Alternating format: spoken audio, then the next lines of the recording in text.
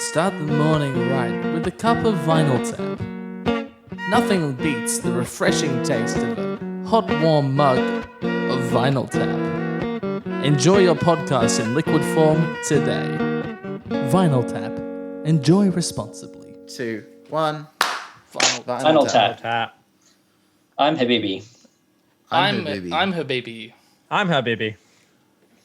And this week, we listened to Crystal Castles, self-titled Crystal Castles.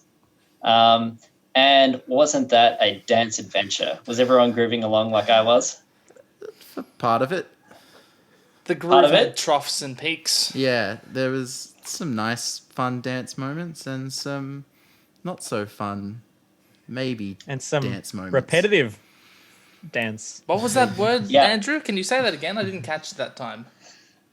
Repetitive. One more time. Yeah. Dance monkey. See, For those in the back I row, can't- repetitive.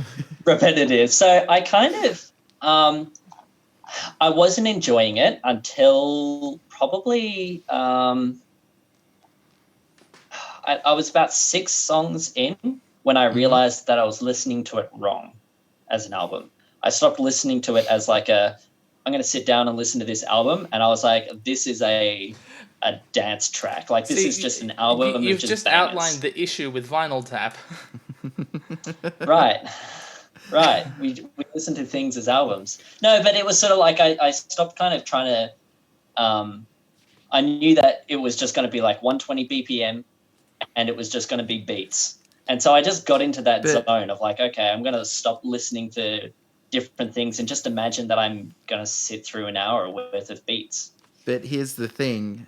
Some of those were good just sitting down and listening to, and others weren't. Oh, yeah. So can we talk about Alice Practice? Because it really just hits you right in the fucking face with So noisy. So much noise. That is the word, isn't it? It's potentially my least favorite song on this album. No, it isn't. No, It isn't, Jason. I'm Actually, telling no, you you're it's right. not. It's my second. Love and Caring. Love and Caring Yeah. is your least favorite Yeah, song you on are the correct, album. Tim. You are correct. Love and Caring is my least favorite. Alice Practice is a close second, though. Okay, can I just talk on that for 1 minute? So Yeah. I found it very similar to a lot of those. They were video game sound overload pieces I found, and they just hit you, and they just went for the whole time. I was enjoying the album up to about the 7th song, and then I felt like there was a repeat of every song on the album, and we just got these like slightly crappier versions of them again, and it was a bit like. And I guess I didn't get into that dance feeling. I was in that at the start. I was thinking like, oh, if you were in a club listening to this, it would be sick. Like this would go off. People would be loving it. And then it got to that second half, and it was like, these are just filling out an album. And I kind of found that it was the inverse. I actually thought Yeah. that the first half was like, oh, yeah, like I could sort of get into the dance vibe, but it was trying to do some kind of creative stuff. And I was like, yeah. And then like the second half of the album came and I was like, nah, these are all club bangers. I'm all with Babes that the second half of the album is stacked. There's some very cool stuff in the first half, but after Love and Caring, I enjoyed every song more than the previous. Except for maybe the last one. I need to dwell on the last one a bit. Andy, I think you're alone on that hill over fine. there, because I think the second half, besides Love and Caring, was stronger. Yeah. can we just talk on Love and Caring for 1 second? Of course. Savage Trees, Save Us Please. I didn't get I- any lyrics from this album at all. In this song, I tried to listen to lyrics, and I was just like, "Wait, what is going on?" Like, and I got a few of the lyrics. And I was just listening, and I'm like, I don't know. I don't know what. I planet wrote they're on down there. 3 notes for Love and Caring. I wrote down, it's in A minor. There's probably a good song in here, maybe. And this is painful. That's So- what I got out of the experience. Something that's a bit fun was that it was basically a solid 120 BPM for about 5 songs in a row until Nights, the one before it, and then Love and Caring, which is around 132. I kept track of all the the time of all these. Alice Practice is also at about 133. Like, I'm pretty sure, I didn't get it exactly, but Alice Practice and Love and Caring are at the same time, which I think is super cool because they use that industrial kind of really heavy distorted vocal line. I thought that was like a nice little touch. I actually didn't mind Love and Caring, to be honest. I thought it was easier to listen to than Alice Practice, and it was just so heavy and industrial, and I was just like, yeah, no, I'm gonna lean into it, and that was kind of cool. So many things competing for your attention. There was nothing cohesive about the elements together, and not that things have to be cohesive, but when you've got that many different elements all vying for first place, it's just anxiety inducing, especially at the tempo that it's at. Look, I agree. I didn't really like it, but it's just I didn't like it as much as Alice Practice. That was worse for me. Why was that worse for you? It was just so Alice Practice was so disparate, and so also I think in context, like the second track is just it hits you, and it's out of the blue. Not the place for that. No, there's no warm up. There's no foreplay. It's just here's a whole bunch of game sounds that are going to absolutely blast you. And, you know the vocal track? That we just, put the slider up for decibels to maximum. Yeah, what the hell's up with that? I understand the concept of low fidelity production, but my goodness, oh, Jesus, I just couldn't hear it. I couldn't bear to listen to it. Yeah, I think it's got a very similar issue to, what was the other one? Love and Caring, where everything's competing for your attention and nothing's really gelling together. Yeah. Personally, it's just very and they're harsh industrial noises, like you're saying, because some of these other songs had industrial noises, but they weren't anxiety inducing like these ones were. Yeah. That anxiety inducing. Oh, sorry. You can go. No, you go. Okay. So that anxiety inducing style of music, I kind of felt was, I don't know if anyone here watched Skins much, the UK version, but that sort of South Bristol dubstep vibes where you've got all these, techno sounds overlapping and it's sort of reflecting the culture and that industrial warehouse drug party vibe. And there's just so much going on, and you're sort of experiencing this mad trip with in an underground cavern or in a warehouse. And I felt it was channeling that. I got that out of it. I don't know. This is interesting because it kind of leads into a discussion about Crystal Castle, in general. Are they from somewhere like South Bristol where that's a thing that you could expect? Because I read that they're from Toronto, wasn't it? I was going to say, aren't they Canadian? Yeah, they're Canadian, yeah. And they were, before this album was released, they were, reportedly, pretty big in the underground electronic music scene. So, I mean, Andy, you're spot on. This is probably exactly the scene that they'd be playing in, right? Yeah. I thought for that kind of scene, comparing it to dubstep type songs, I actually found it had other elements added to it compared to dubstep, which are requiring sort of just relying on those sounds. This had a bit more depth in the lyric, at least it had words to it, and the video game sounds were kind of a cool inclusion into that. I don't know. Compared to dubstep, I enjoyed this more to listen to. When you say dubstep, what dubstep are you referring to? Yeah, that's a deceitful term. Yeah, isn't it? Are you talking about dubstep that comes after after Skrillex? this album? Are you talking Skrillex and that sort of? I'm talking about actual. When I had LimeWire and I when I was watching Skins and they talked about the Bristol dubstep scene where a lot of it started, and I just went on LimeWire and downloaded about 20 gig of dubstep from Bristol and just cool. hit that pretty hard. I wouldn't even tell you, couldn't even. And it was a weird time, but that was sort of what I was listening to, and I thought. Looking back, I didn't really enjoy that music particularly. I thought it was cool to walk around to and to experience life listening to, but not to actually listen to. I don't know. It was just that's dubstep. Yeah. Yeah, I understand the comparison pretty thoroughly. It's a pretty good analogy.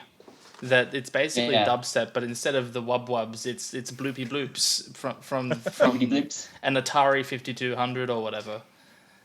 Wow. So, Tim, I was going to actually, this was my question. Here we go. Was anybody going to be able to guess exactly the game console that they used? I cheated. I saw it on the Spotify bio.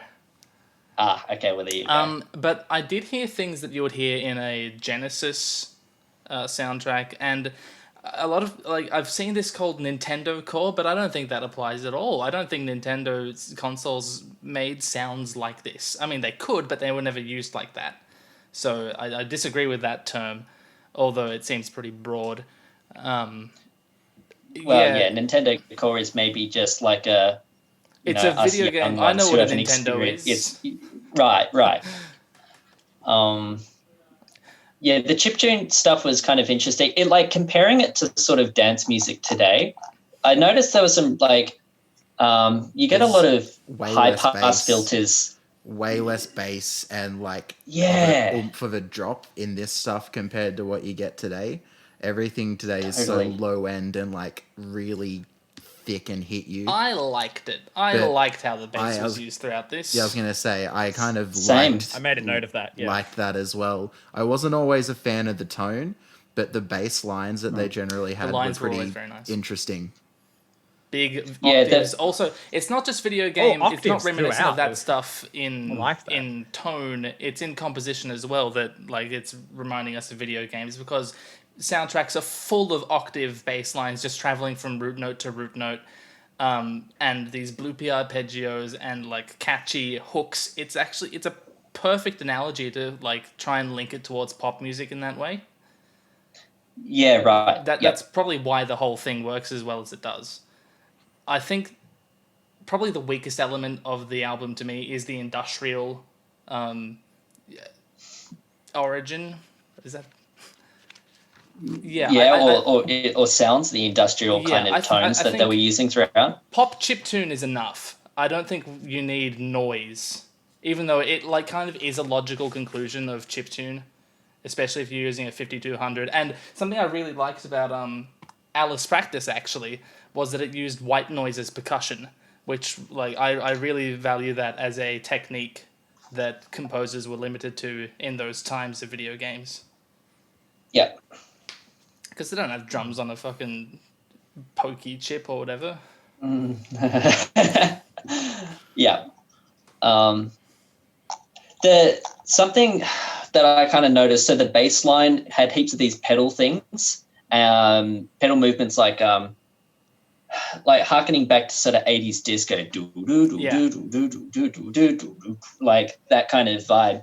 And where was it? Is it Courtship Dating, I think, or no? Air War. It was sort of.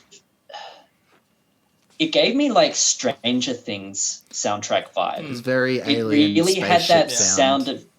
Yeah, there's the kind of the 80s Renaissance or 80s, whatever you want to call, is going on at the moment, where that sort of sound is in. 80s Crystal nostalgia. Castle way ahead of their time in that regard.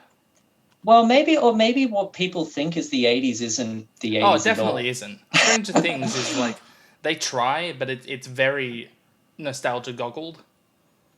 Yeah, it is. It's totally nostalgia goggled, and I just thought that was such an interesting. That song in particular, you could almost compare it to, stuff that's trying to be the 80s now, and they'd be almost inseparable. Like those synth pads that kind of massage you, and the bass which just resets your heartbeat to 120 BPM. I don't know. It was cool to hear that happen. One song I wanted to talk about. Sorry, I agree with what you were saying, but is I sort of got similar vibes from that. Was Crimewave, which was the third song on the album, and I don't know. This one sounded very Empire of the Sun, sort of walking on a dream, but at the same time, what you were just saying definitely seemed to fit with it a bit. And I don't know. And this one had the reason I want to talk about this was what happened at the end of this when it went to just drumming sticks onto a table, or they were just hitting them. They're weird. 2-second intros and outros to some of these songs were not really doing it for me. Especially, I really enjoyed Crimewave, and then the however long that little drum second thing was at the end. 40 seconds. It wasn't that short though. It was quite extensive. It was probably one of the longer ones, but I still wasn't sold on it. What was going on? Were they scrubbing? Because that's what it sounded like. When you've got you're recording up, and then you run your cursor along, and it like scrubs, and you like, what is that effect that they were using? I think it's probably because a lot of this sounds to me like it's programmed drums. It's not actual drum kits, so it could just be programmed like drum sampler or drum machine, because you can do inhuman stuff with that. I have a question for you about this though, Tim. In the what I guess you'd call like a chorus kind of section, did you catch what the vocal harmonies were doing there? In Crimewave? Yeah. Let me check my notes. Because I don't know what it was, but it was probably like the nicest vocal harmony I found on the entire I didn't album. write anything down about the harmony, no. Minus the last song, which I really am excited to talk about. Yeah. I thought just the before we vocals get were kind of gross throughout Crimewave. They were the element that I liked the least. I said earlier that it was the industrial stuff that I found least exciting about the album, but actually it's the vocals that grated on me the most. There was one song where I didn't mind the vocals at all. I actually thought they were quite nice. Was that Vanished? Yeah, Yes, it was I would Vanished. assume Vanished. Yeah. Yeah, I agree. I didn't like the vocal tone throughout the album as a whole. I think it may have been just its place in the mix, because later in the album they're mixed a lot lower to like kind of be less of a forefront element, and I really like the way it turned out in songs like Through the Hoisery. Hoisery? Yeah, they had towards the end of the album this thing that happens a lot in like shoegaze and dream pop, where you get more of a wall of sound as opposed to having like an element that's like the lead line that you're meant to follow. Yeah. Which was like really like probably my favorite aspect of it all. Like in things like Through the Hoisery and Reckless, all of them were a lot more mixed to the same level, and it wasn't like here's the prominent feature you're meant to follow. And Yeah. as someone who listens to dream pop and shoegaze, that I liked that more than a lot of the earlier stuff where it's like, hey, we're just gonna throw a bunch of things competing for your attention at you.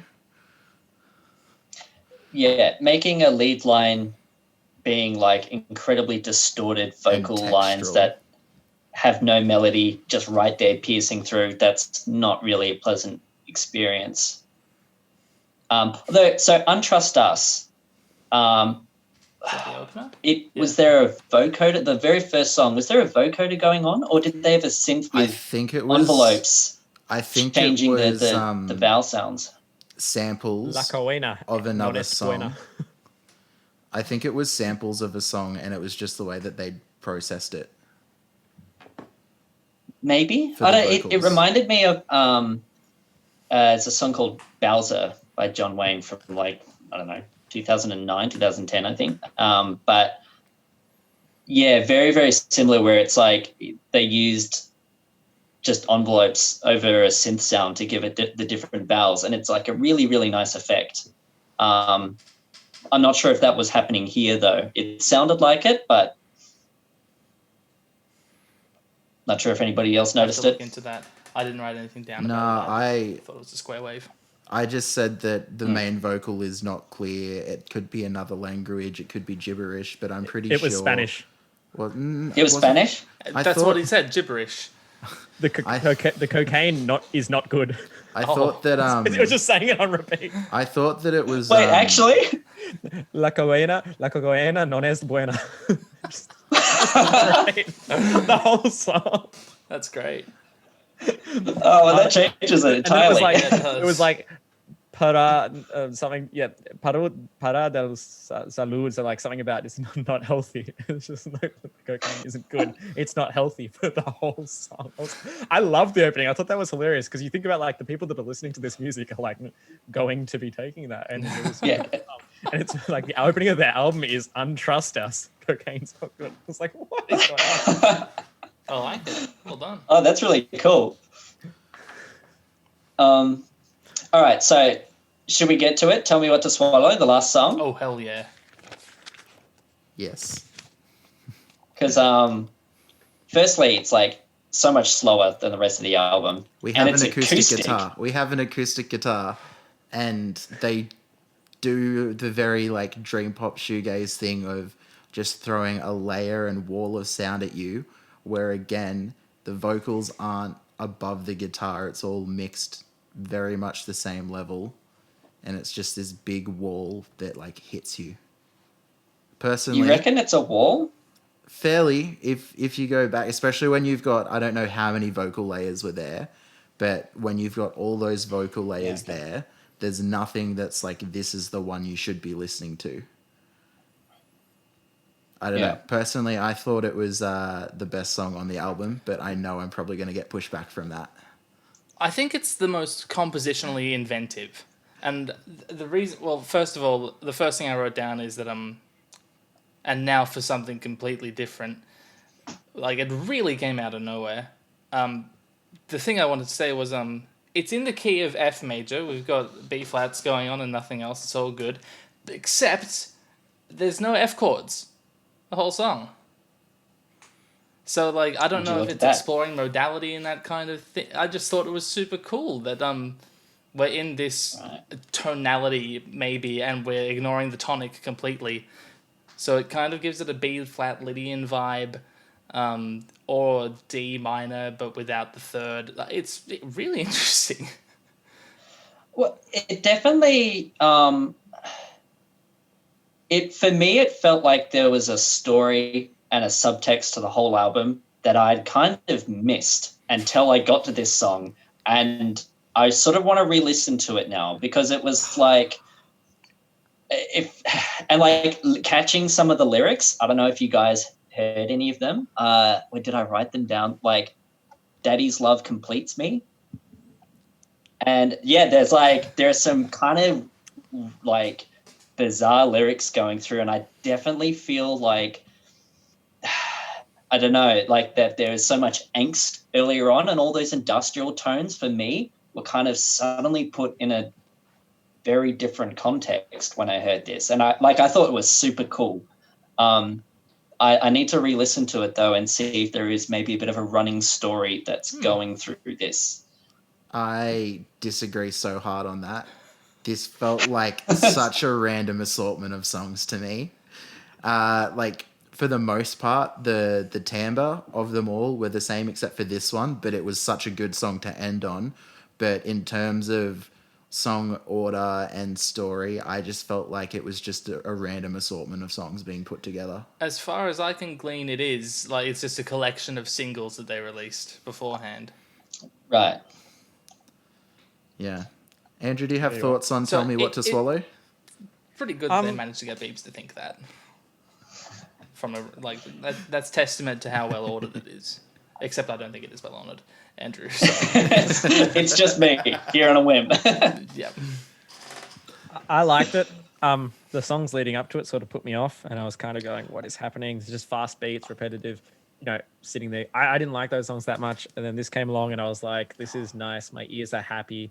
I know Tim's being shocked by that, but that was my takeaway from it. And I was like, I actually just wrote, yes, acoustic, my ears are happy, beautiful voice, guitar, and phasing was like kind of cool in this song. And I was just like, this is just nice to listen to. I'd listen to this song whilst doing things, whereas the others I would not, like wash the dishes and put them on and be like, yeah. It's a bit, different. Does anyone have any overall thoughts on the album, or has a specific thing they want to say about a song that we haven't reached in the conversation? I had a quick sorry, you go, Andrew, go. I had a quick point on Air War. I didn't mind the production value in that, and sort of the creepy whispering going between ears when suddenly it put music into one ear and the whispering into the other, and you were kind of like, gotta love the panning effects. Yeah, and it was unsettling in a way, because you had this it was like a little girl whispering into one ear and then the song continuing in the other. It was a bit, but I actually enjoyed that. It was different. It had variety in it, and it was, and that's what my comment about the album is. I don't know if I 100% enjoyed everything on the album or if I actually enjoyed the album, but there were elements in each song and contrasts that surprised me and gave interest. So I was interested in them and they kept my attention. Some other songs, like I think it was Reckless or 1991 or whichever one it was, that one, those couple didn't keep my interest, and they didn't have variety that made interest for me. So they're my big comments on the album. I can't Yeah. disagree with you more, Andrew. 1991 and Black Panther are the best songs on the album. Reckless is close behind. Get Yeah. And the reason I think this is because I think that the vocal tracks on this album work better as instrumentals, except for Vanished, and of course the last one. I hate the vocals in most of them, and I was really happy to see them. Of course, this is just my personal bias of loving 80s video game soundtracks coming through, but Black Panther in 1991 really did it for me, and that's that. Yeah. I'd say Vanished is probably my favorite. And I think like there's a section where there's really beautiful harmonies that we're going through. And there was just some really nice rhythm breaks, vocal breakdowns. It was almost the closest to the kind of modern dance tunes that you get to now. That, and I think also Courtship Dating had a lot of sort of similar tropes. And I really liked it. My only other comment that we sort of haven't gotten to naturally, basically most of the songs are almost exactly 120 BPM. And it was really cool how they created a different feel of tempo, even though the beat was exactly the same. 1991 is a really good example where it felt faster, even though it was exactly the same tempo as the song before it, just because the bass was a bit syncopated, the drums were a little bit more complex. And that kind of, increasing speed just through rhythm, super cool. I love that. Cool. Besides Tell Me What to Swallow, where I've got a lot of personal bias into liking the song, I would pretty much agree that I think Vanished was the strongest in terms of all the other songs. Just because the way it changed between texture in different sections was probably the smoothest and the cleanest. And I think that the production and like the balance between the parts was the nicest as well. In terms of it wasn't mixed where everything was the same level, but it also didn't have everything competing for your attention at the same time. And same thing, like having the dropout to where it was like just the drums and vocals was really cool. And it did also, like Tim said, have one of the nicer vocal tones of all the songs on the album. Cool. So I guess in summary, we can say that we all enjoyed Alice Practice the most, and everyone should listen to only that song because it was just such a good time the whole time.